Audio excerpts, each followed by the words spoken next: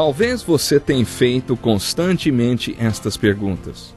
Onde posso encontrar refúgio num mundo cheio de conflitos? Ou, como e onde posso encontrar força para vencer nesse mundo que oferece tantas derrotas? Acompanhe agora com o pastor Edson Bruno mais um programa Encontro com a Palavra. Olá, seja bem-vindo a mais um Encontro com a Palavra. Você sempre é bem-vindo, porque juntos aprendemos mais da Bíblia. Estamos estudando a primeira carta de Paulo aos Coríntios e chegamos ao capítulo 7. Quando refletimos sobre o casamento, a palavra que nos vem à mente e que melhor sintetiza o significado desse relacionamento é unidade. Num casamento é necessário que haja unidade entre um homem e uma mulher. O fundamento dessa unidade é a dimensão espiritual do casamento. A comunicação é a ferramenta para trabalhar esta unidade. A compatibilidade é a evidência da unidade. O amor é a dinâmica desta unidade. A compreensão entre o casal é o que gera o crescimento desta unidade. E o sexo é a expressão física desta unidade. Se não houver nenhuma unidade espiritual, nem amor, nem compatibilidade, nem compreensão, nem comunicação, então, o que será expresso através da unidade física, hein? O sexo é a expressão, é a manifestação da unidade espiritual, da compatibilidade, da compreensão e da comunicação. Se este relacionamento não tiver nenhum destes elos, unidade espiritual, amor, compatibilidade, compreensão e comunicação, então a relação física do casal vai ser vazia, apenas instintiva. A unidade física quer dizer a relação sexual. É plano de Deus, sabe? Deus idealizou a união entre o homem e a mulher no Senhor, numa só alma e num só espírito, e esses níveis da relação são expressos através da unidade física, ou seja, através do sexo. O início deste capítulo apresenta outro princípio muito importante. Quando a Bíblia trata do casamento, ela fala para o homem sobre o homem e fala para a mulher sobre a mulher. A Bíblia é bem prática. Geralmente, quando um casal busca aconselhamento matrimonial, o marido ou a mulher falam apenas sobre o outro cônjuge. Se você já está casado há algum tempo, já descobriu que não consegue mudar muito o seu cônjuge, nem tem muito controle sobre ele. O que aprendemos com as Escrituras é que não responderemos pelo nosso cônjuge. Você é responsável apenas por quem você tem controle e em quem pode mudar alguma coisa. Quer dizer, você mesmo. O capítulo 7 de 1 Coríntios apresenta princípios riquíssimos para a nossa vida. Vamos continuar o estudo dele porque ainda há muito que explorar neste texto. Preste atenção agora no versículo 6. Diz assim: digo isso como concessão e não como mandamento. Nos versículos 7, 8 e 9, Paulo escreveu: gostaria que todos os homens fossem como eu, mas cada um tem o seu próprio dom da parte de Deus. Um de um modo, outro de outro. Digo, porém, aos solteiros e às viúvas, é bom que permaneçam como eu. Mas, se não conseguem controlar-se, devem casar-se, pois é melhor casar-se do que ficar ardendo de desejo. Nesses versículos, Paulo está aconselhando os solteiros da primeira igreja em Corinto e aos solteiros pela segunda vez.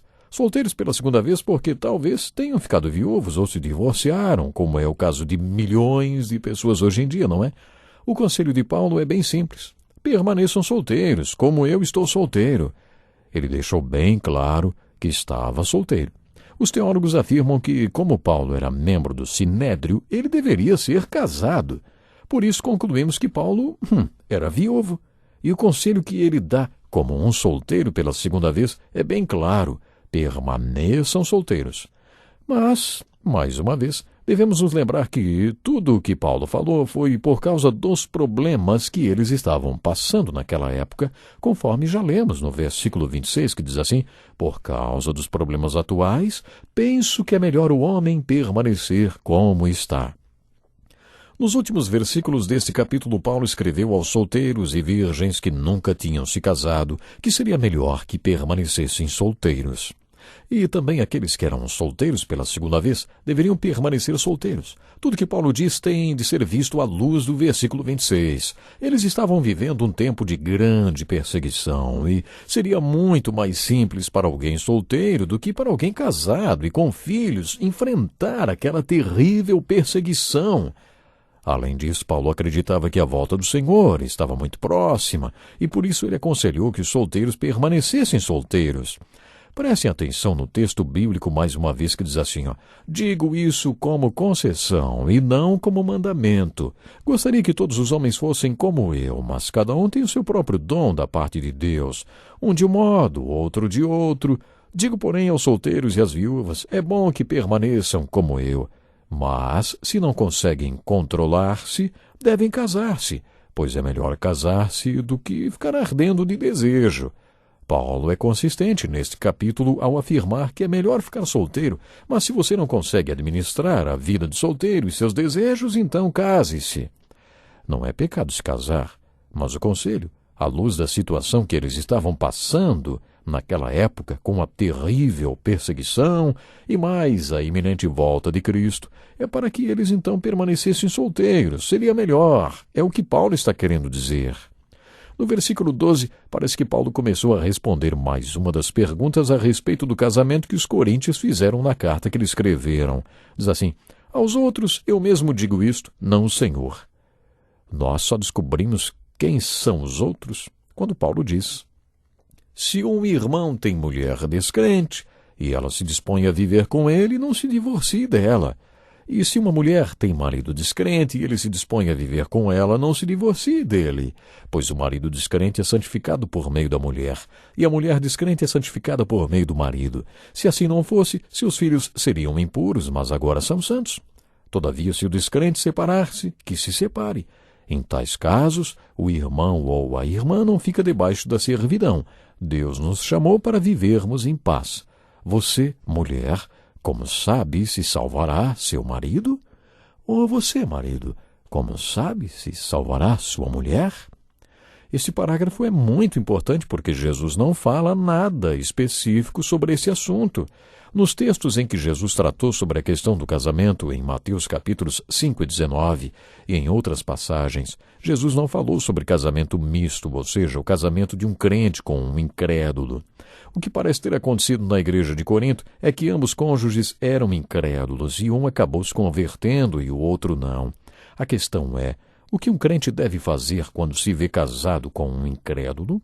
É claro que pode acontecer também de um crente consistentemente casar com um incrédulo, sabendo que ele não é crente. De maneira como interpreto, eu creio que as Escrituras dizem que não devemos fazer isso. As mulheres tendem a achar que podem casar com um homem incrédulo e que depois vão convencê-lo com seu charme até talvez a aceitar a Jesus. Mas isso, eu diria, é uma inocência. Depois de vários anos de casamento, elas acabam descobrindo que o homem com quem se casaram continua o mesmo e não mudou nem um pouquinho. Ele era incrédulo quando se casou e não se converteu nem com todo o charme da sua esposa. Isso tem acontecido. Não importa como eles acabaram neste casamento misto, a questão é, o que um crente que está casado com um incrédulo deve fazer, hein? Jesus não tratou desta questão e foi por isso que Paulo falou, aos casados eu dou este mandamento, não eu, mas o Senhor, que a esposa não se separe de seu marido, mas se o fizer que permaneça sem se casar, ou então reconcilie-se com o seu marido, e o marido não se divorcie da sua mulher. Nos versículos 3 a 5 e nos versículos 10 e 11, Paulo se referiu ao casal cristão e falou sobre a indissolubilidade do casamento apenas em caso da morte de um dos cônjuges. Isto bate com o que Jesus ensinou. Jesus também pregou sobre a indissolubilidade do casamento. Do versículo 12 até o 16, Paulo tratou do casamento misto. E neste caso, o conselho basicamente é este. Para o cônjuge incrédulo existem duas opções, mas não para o crente. Ouça com atenção, hein?